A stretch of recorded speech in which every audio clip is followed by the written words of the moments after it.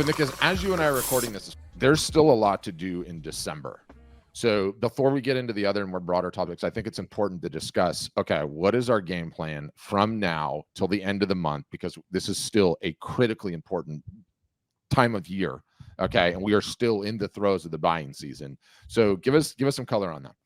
Yeah, absolutely. So basically every day from now through December 24th is like, maximum attack on trying to get customers, across the finish line, So the way that I think about it is promoting different pieces, promoting different media types, promoting gift cards. The gift cards should probably be close to, the 22nd, 23rd, like when you're getting to that end.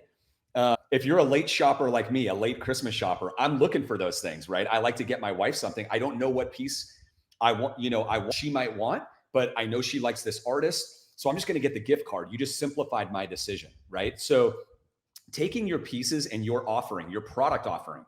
And by that, I don't mean a 2D image, that you post to social media and that you email out, right? Show people the actual product that they're going to hang on the wall or, whatever it is. And get that out every day so that they might be like, that's the one I'm going to get, right? That's the piece, that's the product I'm going to get.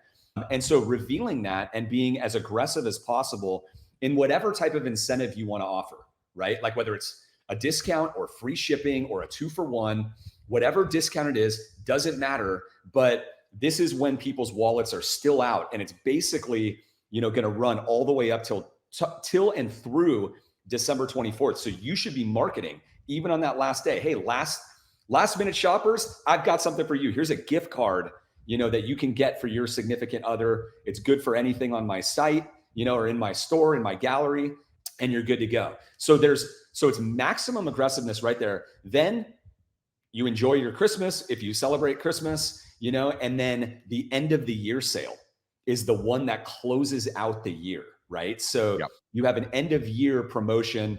You can call it like I'm getting rid of inventory. You can call it really anything that you want, but you should have an end of year sale. The psychology around the end of year sale is very strong. People, they're ending the year. They've got tax write-offs. They got this, they got that. And, Christmas cash. Exactly. You got an office. Okay. This is the time I'm going to furnish the office. So I'm going to get art, I'm going to get furniture, whatever it is. This is your last chance to keep this December holiday, purchasing mentality and close it out. You definitely don't want to miss that. So it's every day from here through the 24th, maybe a little break on Christmas and then the end of year sale through the 31st. And then we're getting into January. I think that's the most important way to say it. And I wouldn't even say it till the 24th. I think the 24th is a trap. And I think you got to let that go. We got to let that go. It really is just the buying season till the end of the year. And what it represents is a time when more money is being spent, when the wallets are out. It's the most important time of year to be selling art, period. And I think a trap that we ourselves have fallen into too is this expectation that somehow you have to get everything done before the drop dead date shipped for Christmas, right?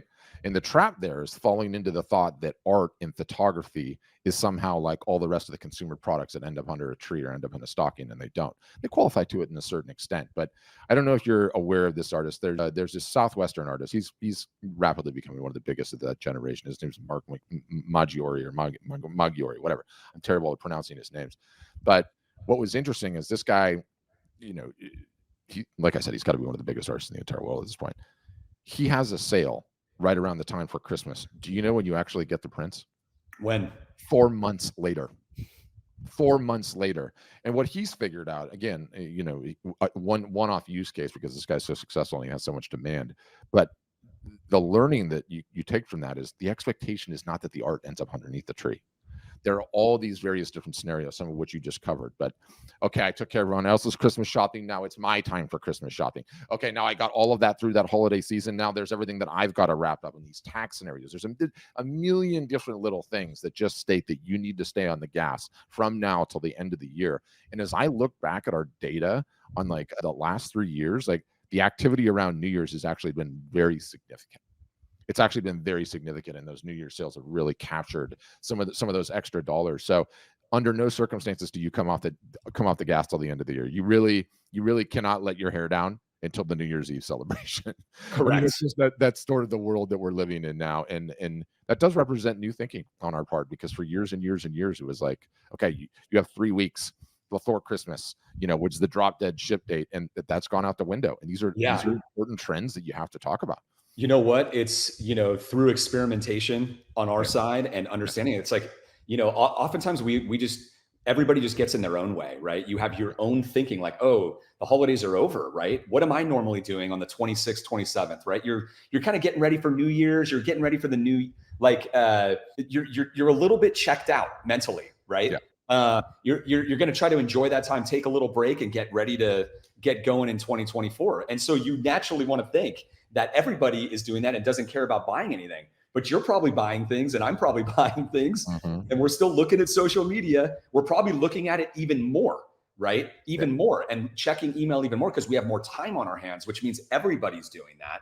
And these things work, right? Like people, you're still selling all the way through the end of the year. And I hate to say it too, like a lot of people probably don't even understand this, because you're way more, you're on top of things than I am, but I am the guy. I'm the bad husband, Pat, who buys the wife's gift on the day before Christmas, and I print it out. I print the receipt in the email. Because it's not going to be there in time. Exactly. Because it's not going to be there. It might not be there, like you said, for 3 weeks, or sometimes like 2 months. I remember I got her a pair of boots that she wanted, might have been last year or the year before. It wasn't coming for 2 months. I literally print out the thing on my printer at home, and I wrap the print out. And, she's so excited though. She loved the boots. She can't wait to get them. And so I'm like, it worked, right? But if you think that, hey, they're not going to get the prints, or they're, what are they going to get a gift card? How are they going to give the gift card to their wife? They will print it out. They will show it to them. They will email it to them. There are people like me out there that will literally buy like at 9 p.m. on Christmas Eve, without any idea of what I've got to buy. I just know I got to get something, right? And I got to do it tonight. So, we got to get out of our own way and execute all the way through the end of this month. And, the other thing too, it's like, the other thing that you can't do is, if you just started your art business and, you didn't have like a great Black Friday or Cyber Monday, and you're still kind of in that iteration phase of trying to get traction, all that, you have to keep going. You don't just stop, right? You're going to kill yourself if you do that. You cannot do that. So if any of you are listening to this, you got to keep going. You got to do it. It's part of the rite of passage. It's all normal. Everybody's had to gone through it, but you can't stop marketing. So that's another important point, because there's a lot of people who, they see all this Black Friday success and Cyber Monday and all that, and they're like, I didn't get a part of that. But you got to keep going. You got multiple different opportunities. And like Kenny Loggins says, there'll be time enough for counting when the dealing's done. Not till after New Year's. Not till after New Year's.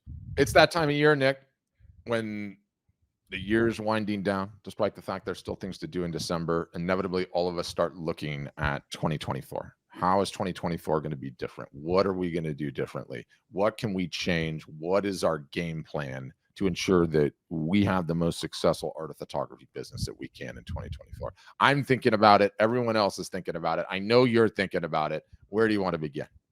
Well, what I'll say is, look at how much time we have here. We're like, it's December 8th. So we're, 20 and some change days from the new year.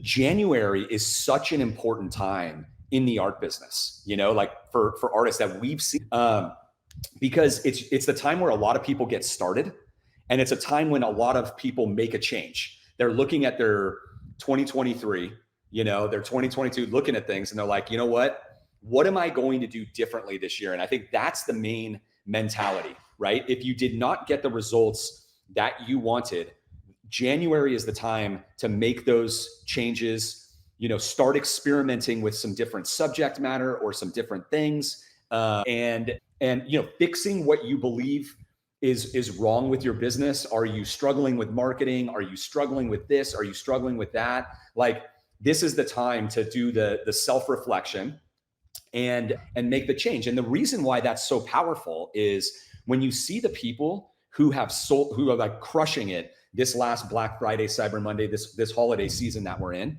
like they had things working from January through the rest of this year, Pat, they were building the right audience, of buyers and stuff like that. They probably weren't before. Everybody's got to go from a point of not building the right audience, not having the right people following them on social media, to getting to the right ones. It's not like a magical process. It is a journey, And so if you're struggling with that out there, just know you're not alone. This is totally normal. But you got to keep iterating, keep experimenting. And January is the perfect time to make those changes, do the self-reflection so that the tweaks that you make are going to get you starting to build in the right direction, starting at the beginning of the year. And you've got the whole year, to take advantage of all of that time to have a much better year and, the crescendo of the holiday season sales, and not to mention, we have big art selling holidays coming up in January, February, March. Like the Valentine's Day is a very big art selling holiday. There's like 2 weeks of marketing that you got to start doing.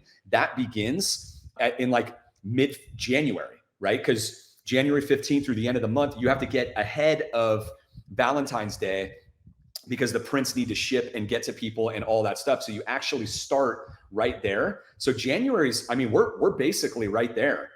And so that's the way that everybody wants to be thinking about it.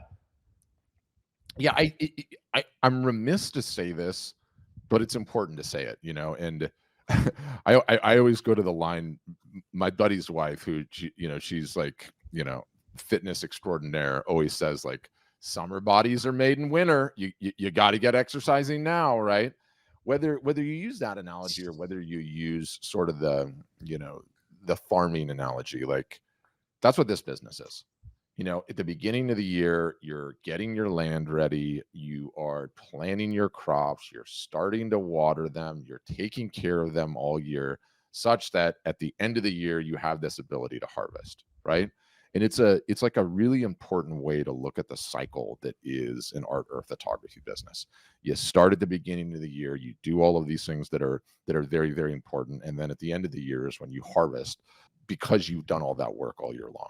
So it's really important to have the perspective of starting off a new year, how important that is, how when you give yourself that entire year to get everything in order, get all your ducks in a row, that's when you have the ultimate level of success. And no different than the farm analogy, like you can't just show up with 2 weeks left to Black Friday or Cyber Monday or to Christmas and say, okay, I'm going to have this huge business, right? You have to go into the new year looking at it saying like, okay, I realized what happened in 2023. I neglected my talent. I put it out to pasture. I did not give it the love that it needed. I did not plant the seeds. I did not water the crops. And here I am showing up at the end of the year saying, I want these results, but I didn't do the work all year, right? So I think it's really, really important to have that lens, to look at that entire year and say, okay, I realize that if I do everything that I've got to do and I execute on the plan all year long, I'm going to have a great year. But it starts in January. It absolutely starts in January. So it becomes a very, very important time to get focused on the things that matter. Yeah. And I don't know about you, but I've, over the years in running, my different businesses and stuff like that, I've come to a point where I have my own process of self-reflection at the end of the year. I do it all the time. I kind of do it quarterly. I started doing it annually. Always like right around that December 26th, that period of time, that week just, is a good week to do it. But I just go outside, go somewhere really quiet, like, out in the woods or wherever it is, whatever's a good spot for you. And I take a yellow pad and I literally just start writing down like what went well, what didn't go well. It's really as simple as that, Yeah.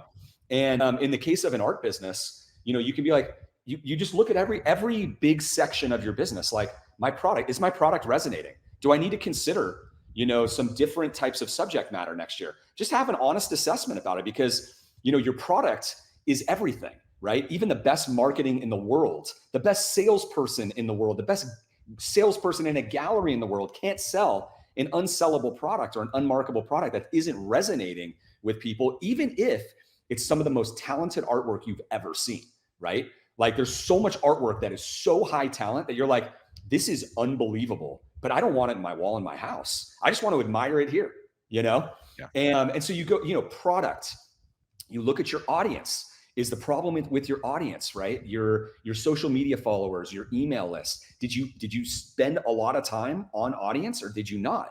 Is that where the problem is? Do you not have the qualified buyers in there and all of that? Well, you got to address that next year. And then consistent marketing. You've always got to do consistent marketing. You can never stop. Did you give up really easily? Did you just kind of do a couple social media posts, or emails? Have you only been marketing for 3 months or 6 months or even a year?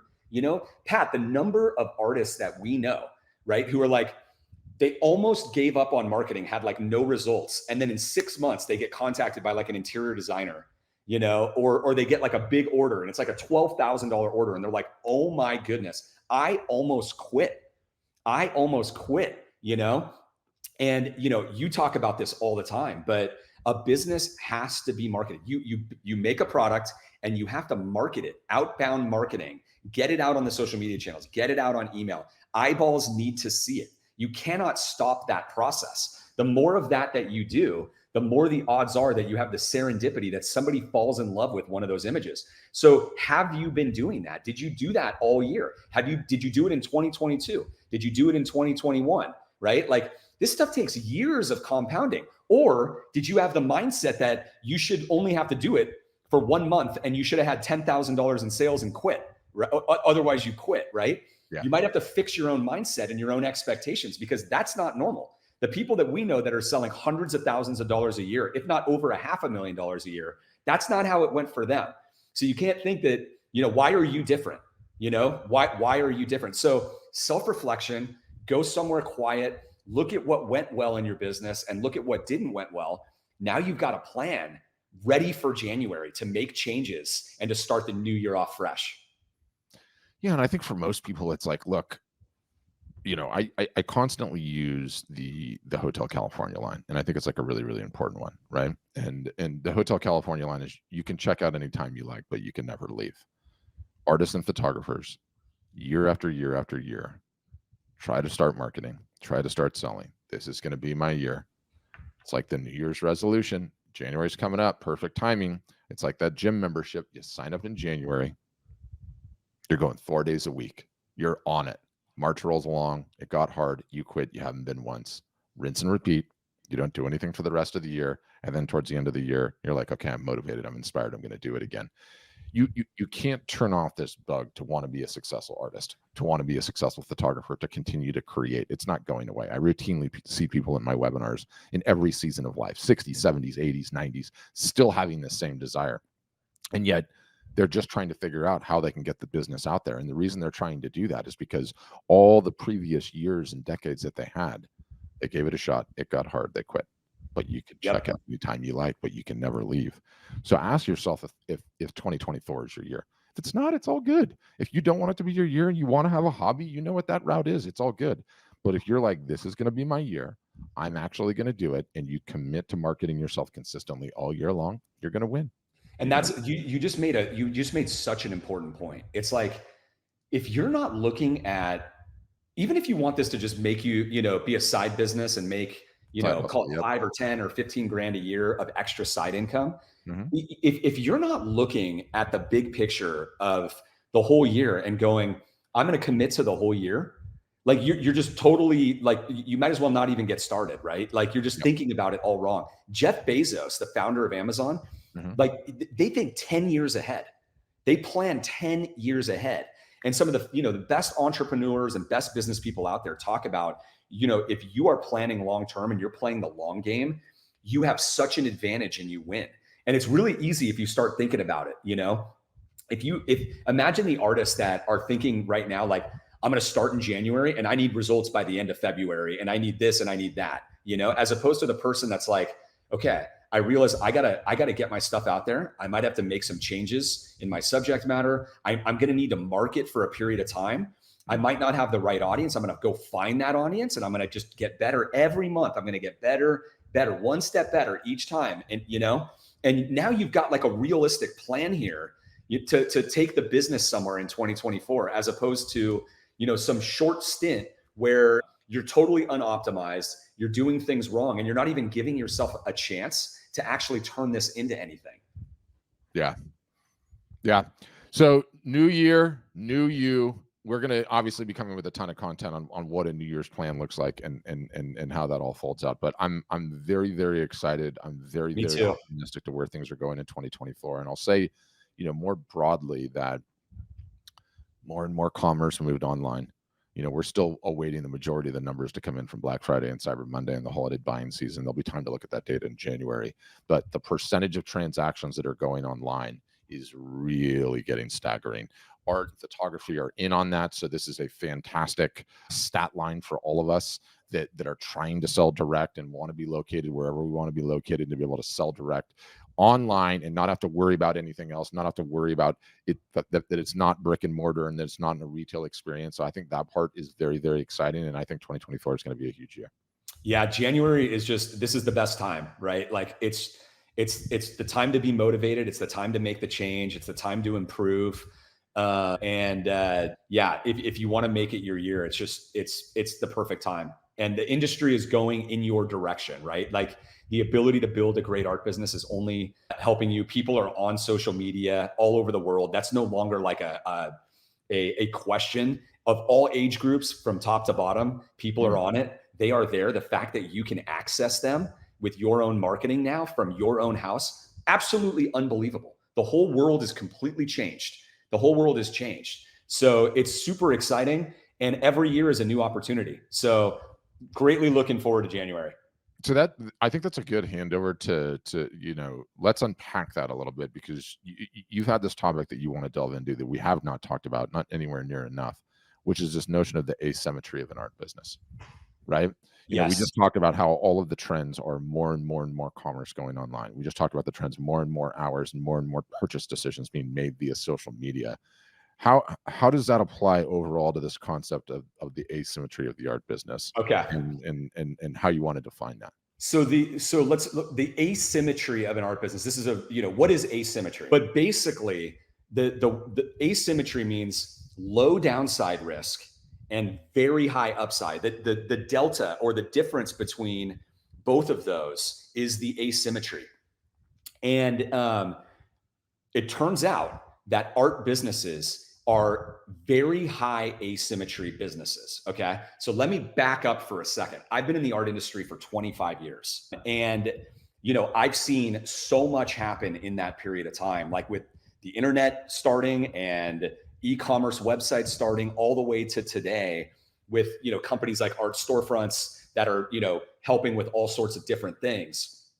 And I just have to say that the art business kind of used to be a terrible business, Pat.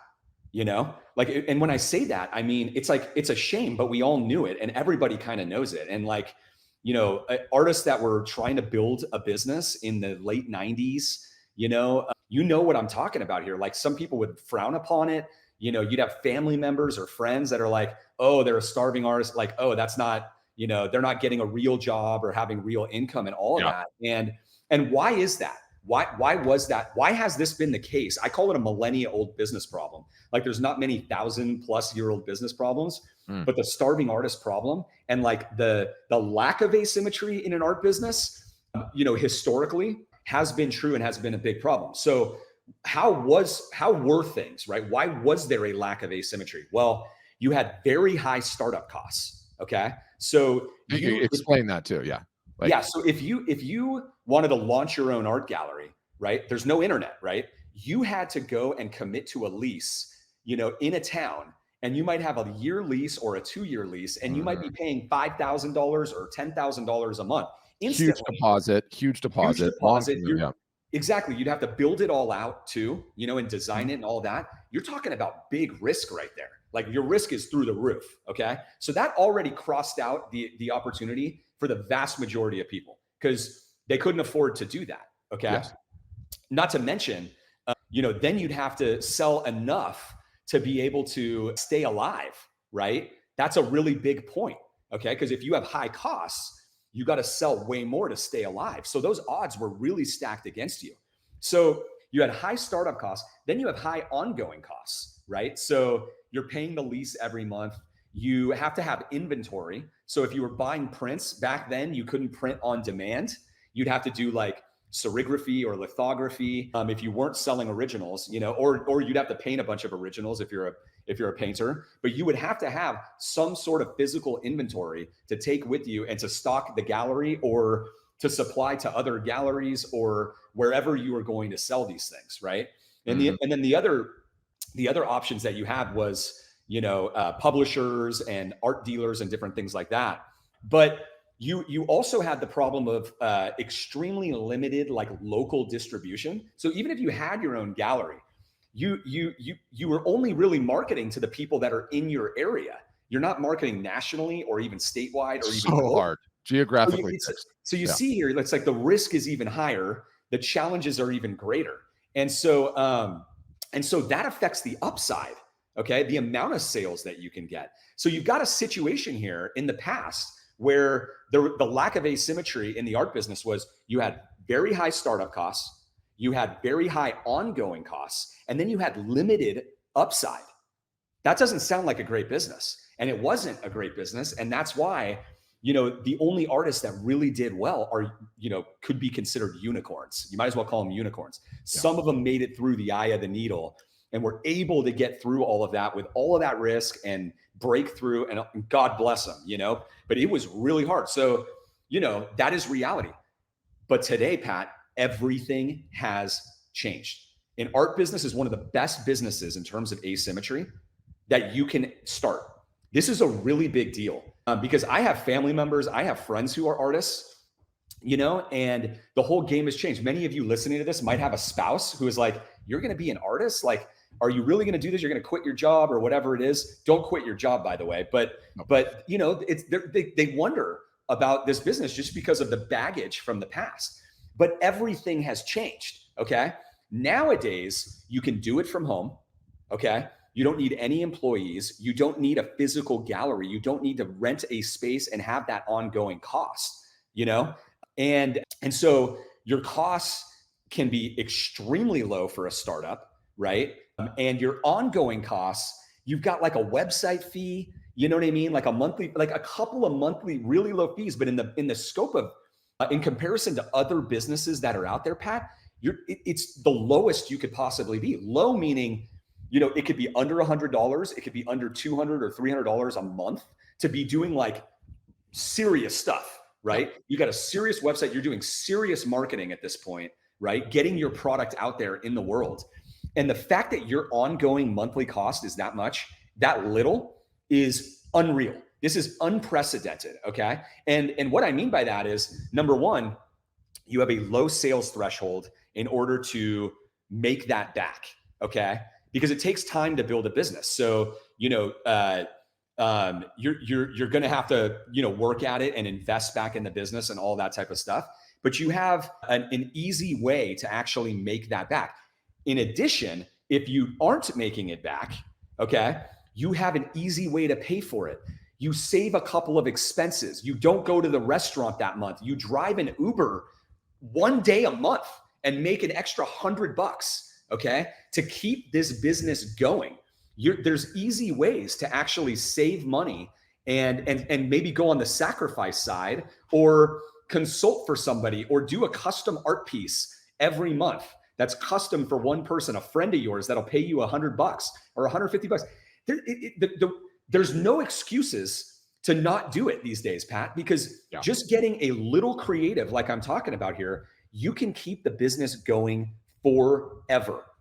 Now, on the upside part, we have artists, that are selling $500,000, $700,000 a year, ones that have gotten over $1 million of sales, and they are at home. Some of them are stay-at-home moms and have kids and all that stuff, and they're working at it, they're working at it. But you just have to step back now and understand how much things have changed. None of that was possible before. None of it was possible. Never possible before, but the asymmetry is through the roof.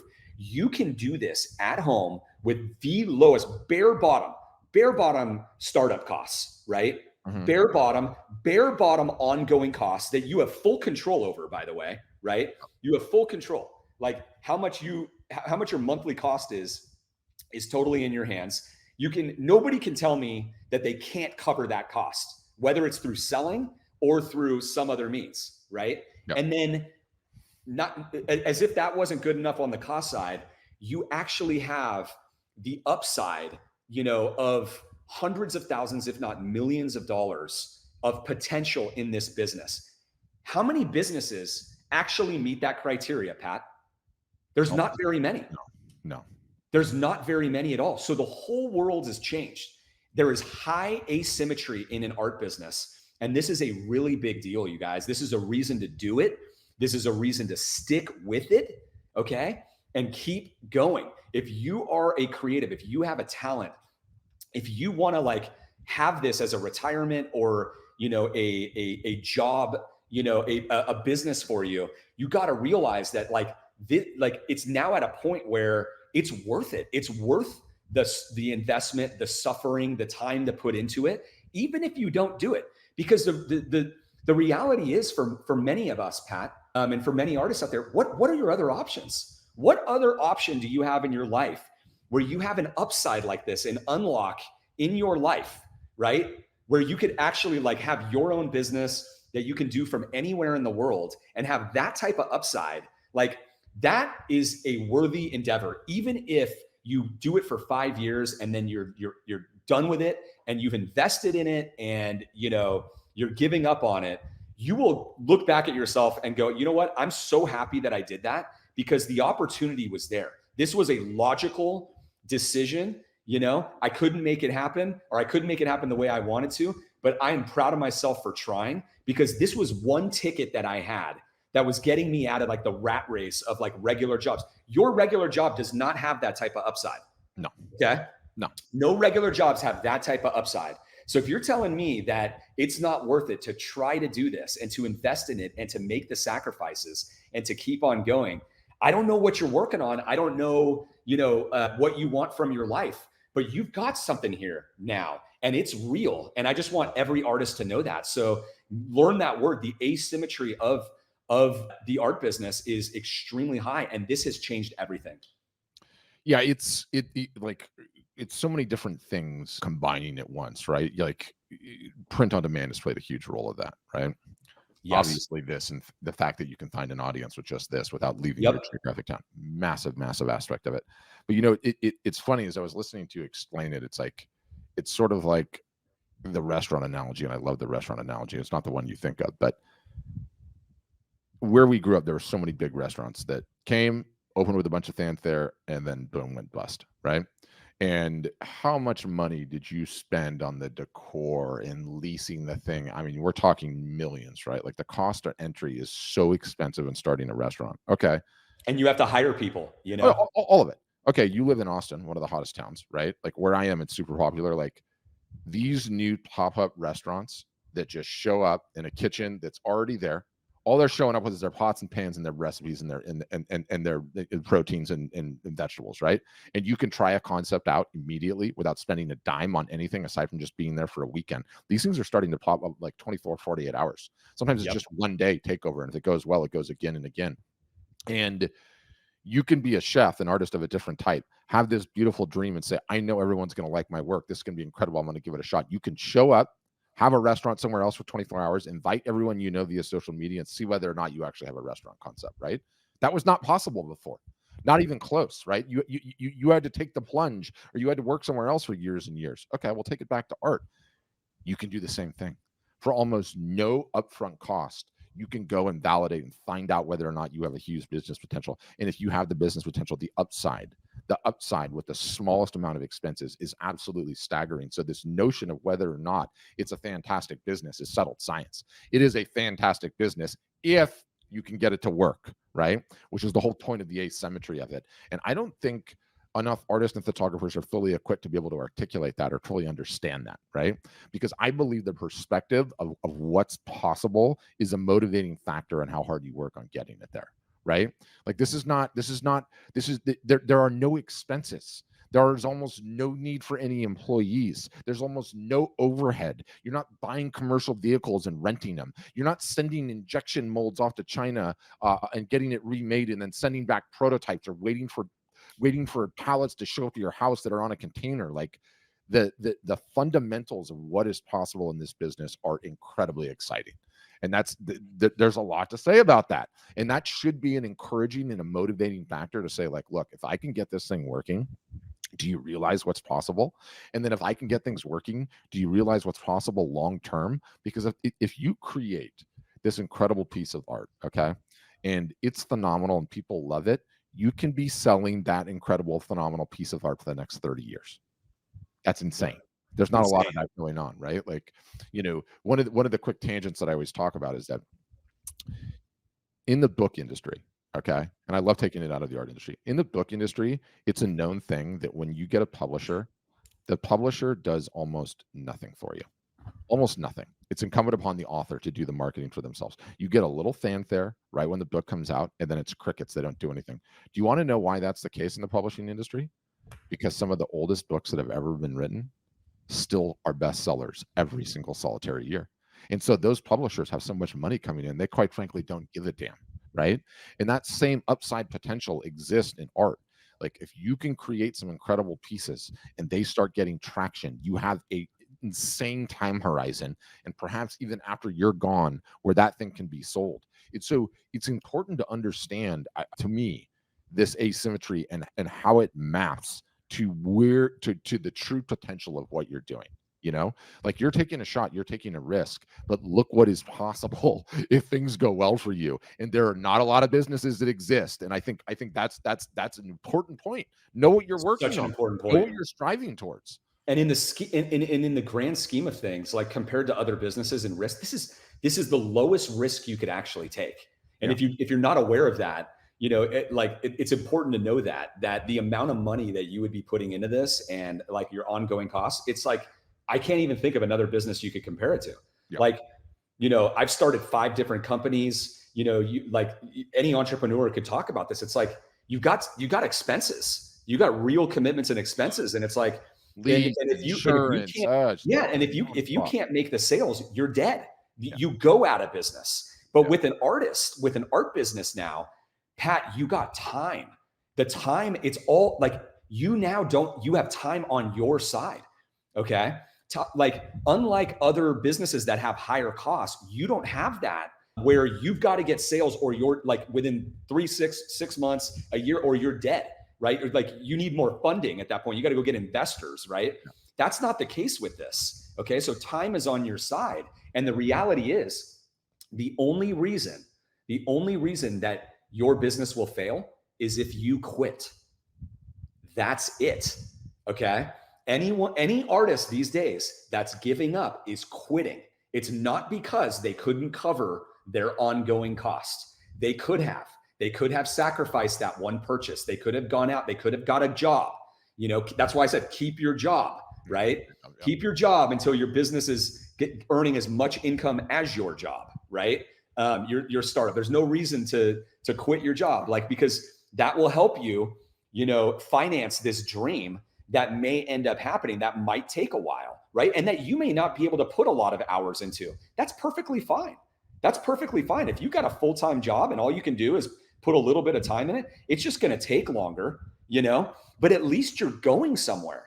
At least you're actually taking positive steps in a direction that might unlock some big upside and happiness in your life in the future, right? And like I said, at least you tried, and you're working towards something like that. So I think, like, that's just a really big point.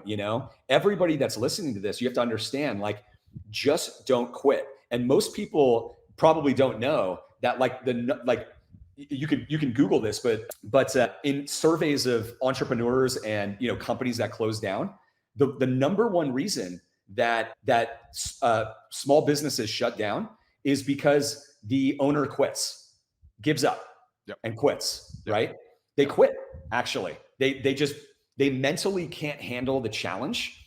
They mentally can't handle, like, not having instant gratification and all of that. And so if you just go in knowing, I'm not going to do that, and you have a strategy financially for how to sustain yourself, and you have extremely low costs. Yeah, exactly. You're going to be like totally positioned mentally for the journey. Where people get off, Pat, is like where they think, like, I've got to do this in 30 days or I'm dead, right? Or they quit their job and now they have no income, right? And that's a really bad decision. if you don't have like existing sales to leverage, because you need to invest in a business in order to grow it. You can't choke it to death, you know? And if you're constantly pulling money out of the business and you have like $1,500 in sales, you know, and you're like using that for income, you're going to choke the business. It's never going to grow, you know? And so you have to figure out a way to invest in the business to get it to the level that you want it to get to. And so if you're thinking about that and you're like, okay, that changes my mindset. I'm going to have a job while I do this, or I'm going to have a part-time job or whatever it is, you know, and I'm going to, you know, understand that my ongoing costs are going to be a certain amount that I'm comfortable with. And one way or another, I'm going to find a way to cover that cost, whether it's through custom artwork, custom this, selling anything that you can, consulting, you know, or saving, you know, expenses in your own personal life. There's multiple ways to get there. There's multiple ways to get there, and you can do it. There's nothing stopping anyone from doing it. And that is quite frankly amazing. And so I think, you know, we've seen the stories are getting, there's more of them. You're starting to see way more artists that are selling 100K plus, that are hitting 500,000, 700,000. You better believe this is just going to continue and continue and continue, because the ones that are sticking through it, right, Pat, you get to the other side and there's just going to be a lot more people that can actually get there. The odds of more people getting there are now through the roof. Yeah, I mean, it's stated another way. There's not a single solitary person that can point to a successful artist or photographer that hasn't been grinding 7 to 10 years.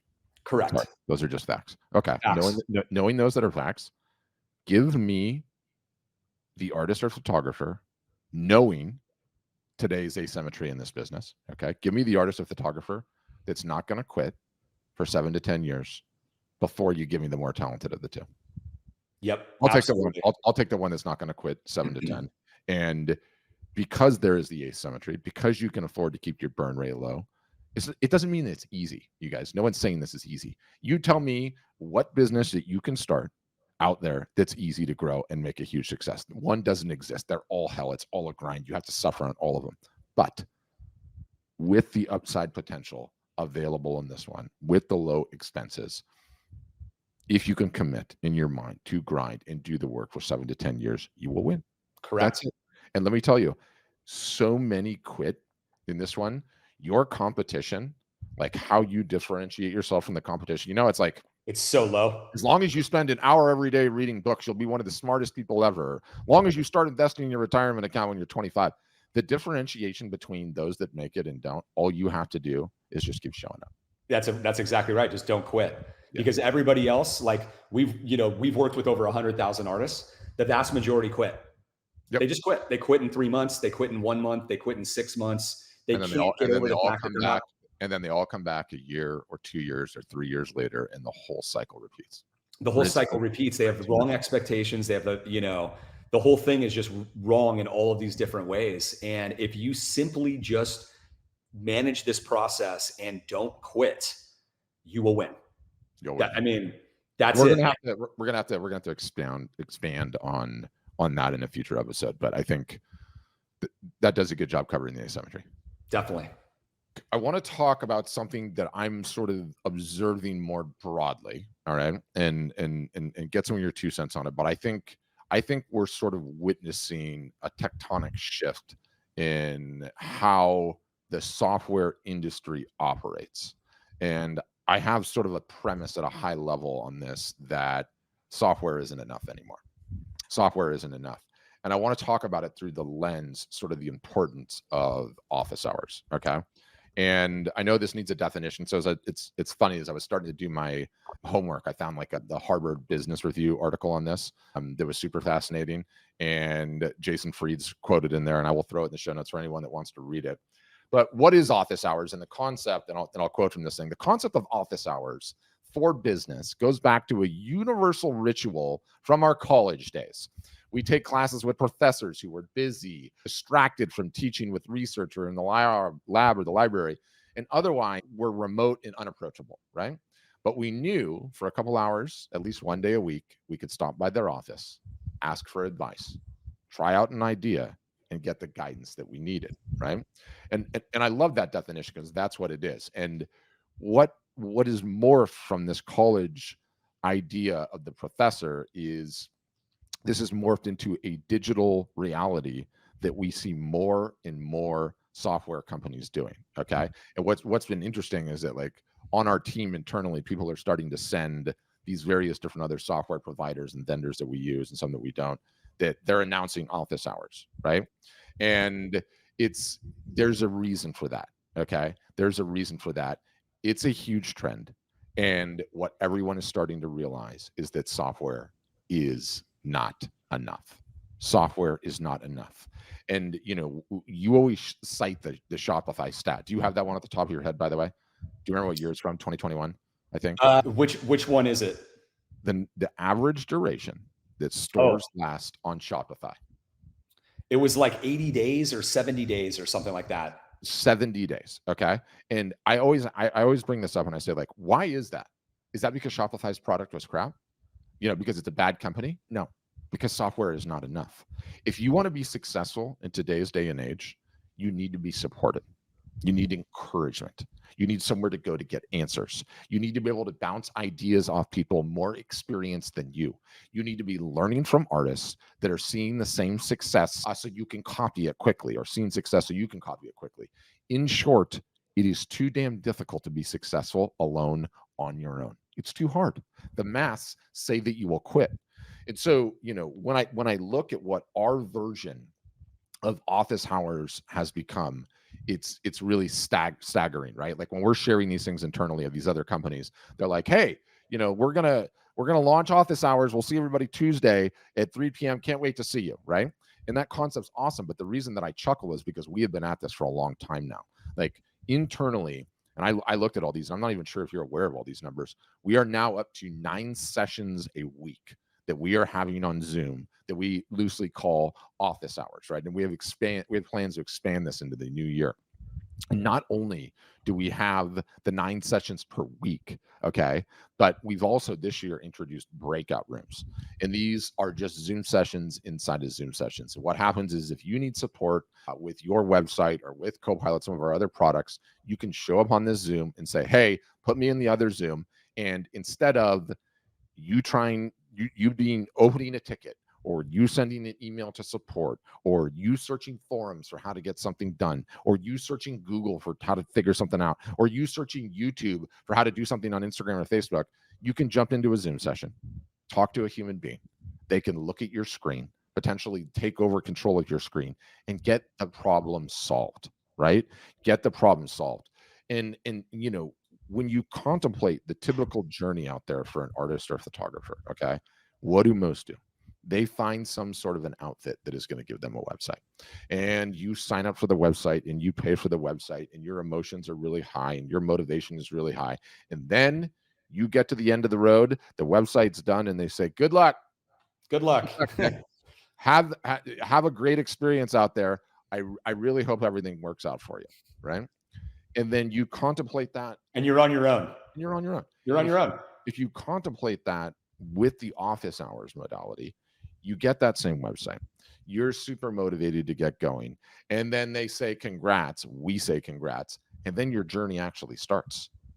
5 days a week, 9 sessions a week. You can pop in, you can get coaching, you can get mentoring, you can bounce ideas off, you can ask for your particular situation. You can say, what should I do about this? How should I approach pricing? What are people's best practices here? How do I ship internationally? Does someone have a framer shop they love? Like, all of these questions that get answered by being able to go through it with community, it is just night and day. Okay. It is the difference between having a hobby or a failed venture versus actually having an actual business. I would go as far to say, I think it is 10 times more as important than the website itself. Mm-hmm. I'm starting to believe that the software is becoming a commodity and everything that happens after the fact. So when I see these other businesses out there starting to offer office hours, mark my words, it is going to be a massive thing in 2024. And there is a reason for it, because if you are not supported with the software, day after day after day, your business, your results are not going to go anywhere. I don't know if you feel as strongly about that as I do, but I feel like it is fundamentally becoming one of the most important things that we offer as a business. Well, I absolutely agree, because, it's based on the premise that you are better off having mentors, and surrounding yourself with people, with experts and other artists, other professionals that have been there before you, that can help you with the hurdle that you particularly have, versus doing things completely on your own, fighting every battle on your own, trying to become a marketing expert on your own. Like that is what doesn't work, like trying to be completely on your own in running a business is very flawed. And a lot of people ended up in that spot because they were sold a bill of goods where all you have to do is launch a website and fish are going to jump into your boat. There's people with their credit cards waiting in their hand, just waiting to run to your website, and buy them from you. Yeah. You will all learn. Everyone listening to this will all learn that that's not the way it works, and that'll never happen. You will have crickets when you launch your website. Your journey has just begun. Everybody's got a website. Everybody can get a website. That's not the differentiator, right? At the end of the day, that's going to take you to 100,000 or, to a large number of sales. So there's this great saying that I think about it a lot. And I always talk about it, which is you're the average of the 5 closest people you surround yourself with in your life. Facts. That's like your friends and family, like who are they and all of that. But I think in your business life, you have to answer the same question, right? Who are the 5 closest experts, whether they're industry experts at selling art, or other artists who are more successful than you? Who are the 5 people in the art business that are surrounding you the closest? Okay. If that number is like 0 or 1, and it's like the closest person is some, a friend of your spouse who's not even in the business, who's giving you advice, you basically are like completely on your own, and the fundamental problems that happen in an art business, Pat, are not, related to just having a website where people can buy things from you. The problems happen on a day-to-day basis or on a week-to-week basis, based on the hurdles that you as an artist specifically run into based on your art, your subject matter, your audience, and the unique direction that your art business has to go to become successful. Because every art business has to go down its own path. And that is day-to-day hurdles and questions and issues that you have to work through, and you've got to get past these things. So when you understand that that is the course of an art business, right? That's what's going to happen over a year, 2, 3, 4, 5 years. Then you have to step back and ask yourself, am I properly equipped for the journey? Is my strategy, is my approach of going it alone, searching Google, looking at, the latest trends in social media, or email marketing, or how to write a subject line and how to not end up in the junk folder, should I be on TikTok or Pinterest and all this different stuff? Like, if you're going on all of that alone, that is a very tough path that usually doesn't work well, because you're going to be making mistakes. You're going to be wasting time, and you're not even going to know it the vast majority of the time. You're going to be like, oh, I'm posting on social media, it doesn't work. But you might be doing everything wrong on social media. Oh, I'm sending out emails, but you might be doing everything wrong on that. You might not understand where your exact problems are. So how do you solve that? How do other business owners typically solve that?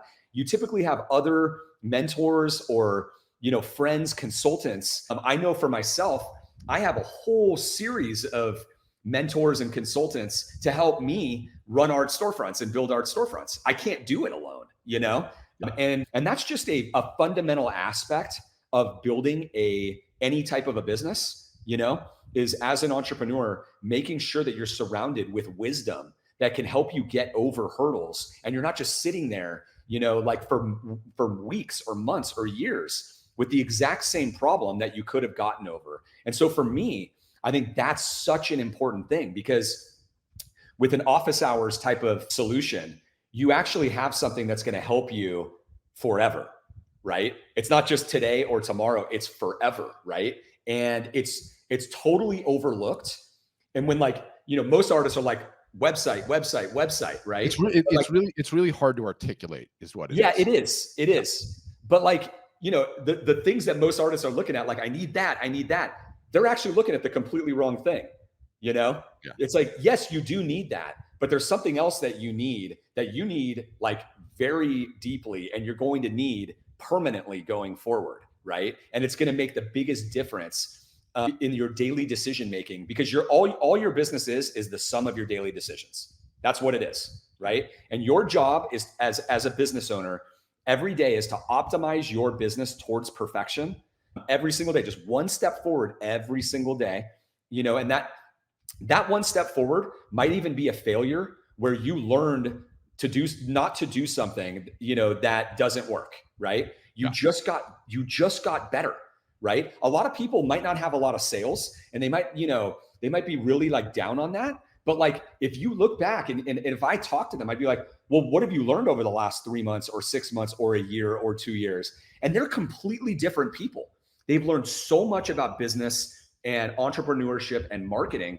They're probably a couple tweaks away from finding the right product or the right audience, you know what I mean? And like figuring that equation out, and then things just start going. And we've seen that happen all the time, like where people are at it for 1 or 2 or 3 years, maybe even 5 years. And it's the 6th year where it just hit. Everything clicked for them. They understood where they were going wrong, why their subject matter wasn't resonating, wasn't selling as much, but they learned everything about it. And then once they got the right subject matter, or it clicked, all of a sudden they're at $100,000 or more in sales, in that next year. It's like 5 years of struggle and then up and to the right in that last year.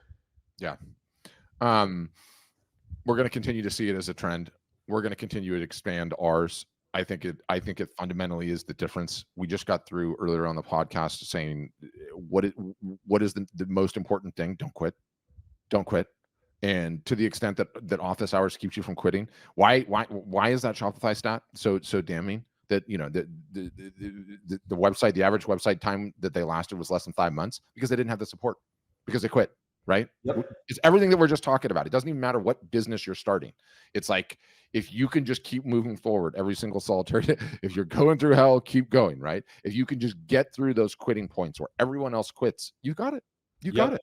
And that's what office hours is fundamentally. Just properly equip yourself for the journey, understand the journey that you're on and that you're going to be on, and prioritize that, right? Yeah. So I wanted to wrap up today with a little bit of a rant, and things get under my skin and fire me up a little bit. But I'm calling this section NFTs, shiny objects, shortcuts, and you. Okay. And I'll put this chart up because I saw this headline on Bloomberg about NFTs. I thought it was worth mentioning because it said NFT trading volumes have collapsed by 97% from the January peak. Right? 97%. And when you see a chart like that, you go, whoa, right? Like this is very rare that something appears out of nowhere, spikes on a chart like it did, and then completely disappears.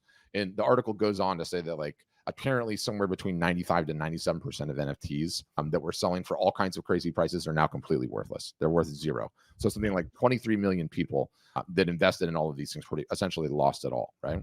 Now I bring up, okay, and you're not going to know where I'm going with this. I bring up NFT in this crash, okay, as is one, a very positive for our community, okay, because there's so many different ways to talk about NFTs, and for us in our community, it's just that our customers quit getting these damn scam messages, right?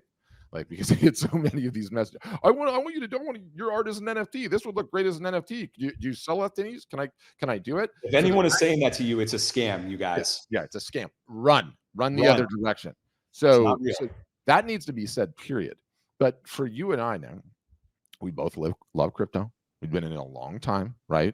We love NFTs. We purchased NFTs. We believe quite strongly in the promise of the future that they will deliver someday. But okay, for me, as I've studied this, it has everything to do for me with NFTs being shiny objects that completely derail artists and photographers, okay? That completely derail artists and photographers. And I believe that NFTs, as well as two other examples that I'm going to give, are very, very important cautionary tales, okay? And this is where I get really fired up and I get fried out. I believe one of the most valuable services that we offer for our customers at art storefronts and for people that listen to this podcast is when we can tell folks this is a shiny object, avoid this like the plague, get out of the way. Okay, get out of the way.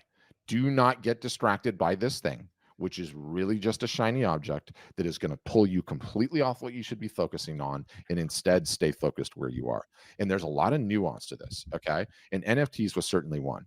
Like the number of people that I saw, okay, that had that were not selling any art, period, that all of a sudden opened a Coinbase account, bought crypto, figured out how to mint an NFT, put it up into OpenSea. Instead of having their website address and their Instagram bio, had their OpenSea.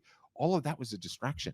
They didn't need to do a single solitary thing. They didn't sell any art as a result of that. They wasted a tremendous amount of time. While you learned something cool, you waste a tremendous amount of time because that was a shiny object. So NFTs was a huge thing there, okay? What about the other big ones this year? Okay, well, this guy named Elon Musk bought Twitter.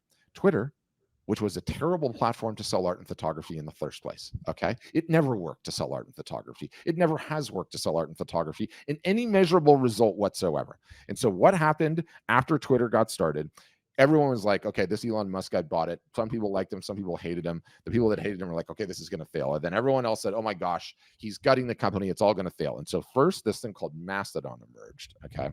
And then secondly, what did Facebook do? Facebook copied Twitter and called it Threads. I saw, first of all, I was so happy because many customers asked us, should I go get on Threads? Should I go start a Threads profile? I mean, I was looking at a Slack message from Meg today. She's like, hey, this Threads looks really good. It looks really tightly integrated. Should I get in there? And Nick, I'm pulling my hair out of my head, okay? Because I'm going, you guys, Twitter, which was crappy for selling art in the first place, has now been copied by Facebook, which is also going to be it's crappy for selling art, and you want to go and jump on this? What are you doing? What are you talking about? This is a shiny object. And what I've seen is multiple customers went and did it anyway, okay? And how do I know they did it? I'll tell you how I know. Because there is now a Threads link on their Instagram profile. No.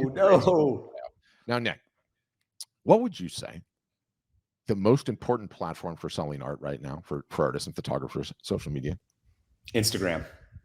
If you had a store, Nick, and it was the most valuable revenue producing store that you could have, would you, inside your main real estate inside that store, put a billboard for another store, let alone a billboard, a door for another store that sells nothing? Would you do that?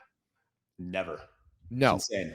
So now, you guys, I'm seeing artists and photographers on the most valuable platform, the most valuable real estate for selling art and photography, having a link to another platform that does not sell anything. Do you know how stupid that is? You, on your most valuable social media site, because you didn't want to do the work and chase the shiny object, have now put a link to somewhere that's not going to sell anything. You're taking up the most valuable real estate in your valuable store and sending it somewhere else. So it absolutely infuriates me, okay? And I needed to get that off my chest. But I think... You doing okay over there? You doing okay? Give me some heart medication, okay? I realize, though, it's emblematic of a larger thing, okay? Which is... I'm doing the work over here in the right place. Let's just say for last year was Facebook and Instagram, which is going to be for next year. I'm doing the work. I'm getting results, but it's hard and I don't want to do it. Ooh, this new shiny object, an easier path, somewhere where I don't have to spend as much time, where I don't have to work as hard. Let me go do that, tell myself I'm busy and not get the results. Our job, your and I's job this year, like it was last year, is to say, guys, these are shiny objects. Avoid them like the plague. It's supposed to be difficult, the marketing you're doing over here, and stay focused and keep going. And I realize that's a huge thing that we're doing. We are saving people hours and hours and hours of time based on the fact that, one, we're good at this, and two, we have data on over 10,000 customers, so we know what is selling versus not selling. And we can make those calls. Dude, the shiny objects are cancer. And it will kill your business, and it will derail you and demotivate you. And yet all of these people immediately go and run to whatever the new it is at the consequence of actually doing the work and growing the business. Yeah. And I also think like the shiny objects, they come in different forms too. Always. Right? Always. And it's like I think the thinking is, oh, maybe this is the reason I'm not selling as much, right? Mm-hmm. Maybe I need to try this, and that's the reason I'm not selling as much. And the other areas that it comes in is like, we see people, they literally cannot take their fingers off their website. They are changing things every single day.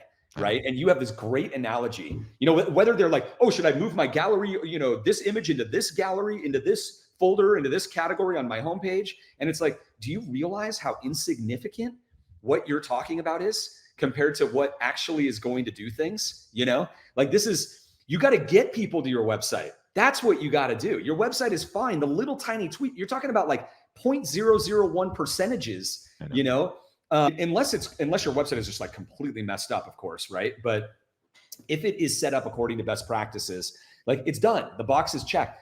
But some people, like some artists that we work with, they literally every week they come back with questions about their website, right?